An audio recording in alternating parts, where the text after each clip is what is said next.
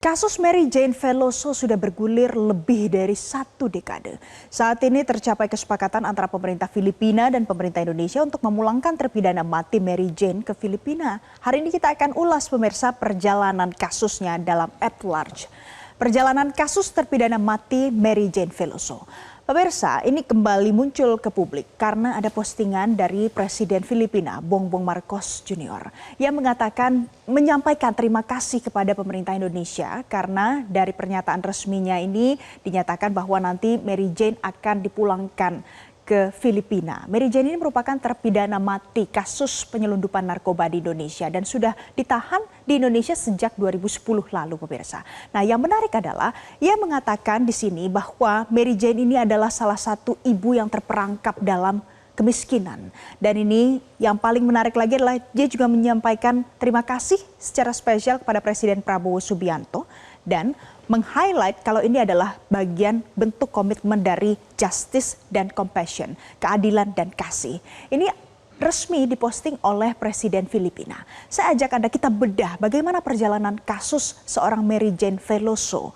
Kita lihat pemirsa, awalnya Mary Jane Veloso ini 25 April 2010 ditangkap pertama kali di Bandara Adi Sucipto. Ia ketahuan membawa 2,6 kg heroin di dalam kopernya. Akhirnya divonislah hukuman mati untuk Mary Jane Veloso oleh Pengadilan Negeri Sleman.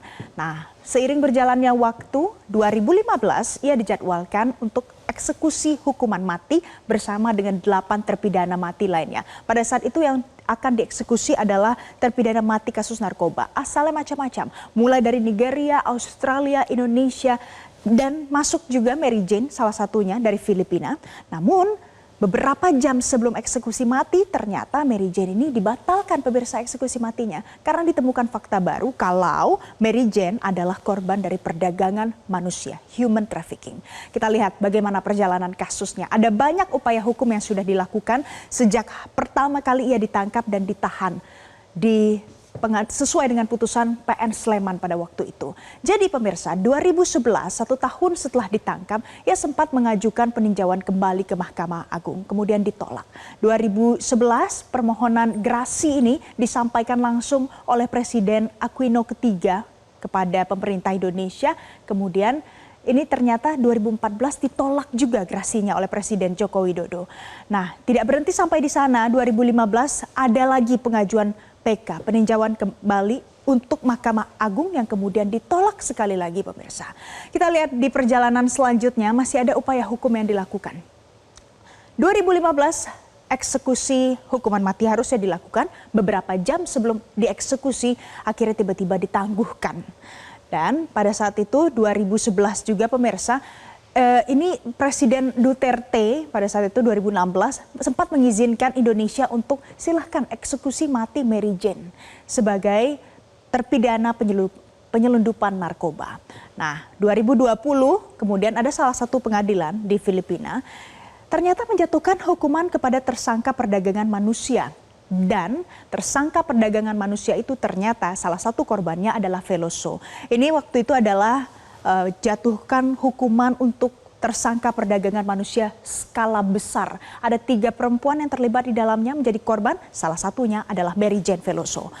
Akhirnya 2024, baru saja kita lihat beberapa hari yang lalu, Presiden Marcos Jr. menyatakan Manila dan Jakarta sepakat untuk mentransfer Veloso kembali ke Filipina. Nah, pada saat mentransfer Veloso kembali ke Filipina, apa sebenarnya yang dilakukan? Kita lihat apa yang disampaikan dari pengakuan Mary Jane terlebih dahulu pemirsa terkait dengan apa saja yang disampaikannya sampai pada akhirnya ia tidak jadi dieksekusi mati. Ini adalah fakta yang ditemukan. Awalnya ia bekerja sebagai seorang ART di Dubai. Kemudian 2010 ia ditawarkan pekerjaan ke Kuala Lumpur, Malaysia. Nah, ada seorang aktor di sini namanya Christina. Ia adalah pemberi kerja. Christina pada akhirnya meminta Mary Jane ini untuk datang ke Yogyakarta dari Malaysia. Pada saat ke Yogyakarta, Mary Jane ini dititipkan 1 koper dan juga uang dalam jumlah 500 US dollar. Nah, Inilah yang dibawa Mary Jane menuju ke Adi Sucipto, Bandara Adi Sucipto.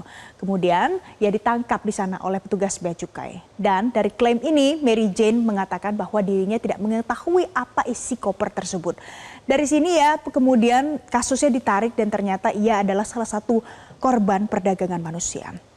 Kita lihat pemirsa, dari kepulangannya nanti bulan Desember 2024 ini dinyatakan oleh Menteri Koordinator Bidang Hukum, HAM, Imigrasi dan Pemasyarakatan Yusril Iza Mahendra tanggal 20 November.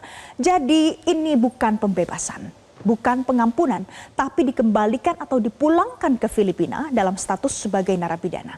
Jadi status Mary Jane akan tetap menjadi narapidana dan nanti pemerintah Indonesia menyerahkan seluruhnya hak kepada Presiden Filipina saat ini untuk menentukan bagaimana nasib dan status hukum Mary Jane Veloso. Mendengar kabar ini pemirsa, tentunya ada respon dari keluarga Mary Jane Veloso. Setelah lebih dari 1 dekade anaknya menjalani kasus sebagai penyelundup narkoba ke Indonesia, akhirnya ibu dari Mary Jane, Celia Veloso mengatakan, kami gembira Mary Jane akan kembali ke rumah. Ini disampaikannya pada saat ada wawancara dengan stasiun radio DWPM kemarin tanggal 20 November 2024. Itu tadi perjalanannya mulai dari tahun 2010 pemirsa, 14 tahun yang lalu sampai dengan hari ini. Akhirnya Mary Jane Veloso akan dipulangkan ke Filipina untuk melanjutkan kembali hukumannya di sana. Jelajahi cara baru mendapatkan informasi. Download Metro TV Extend sekarang.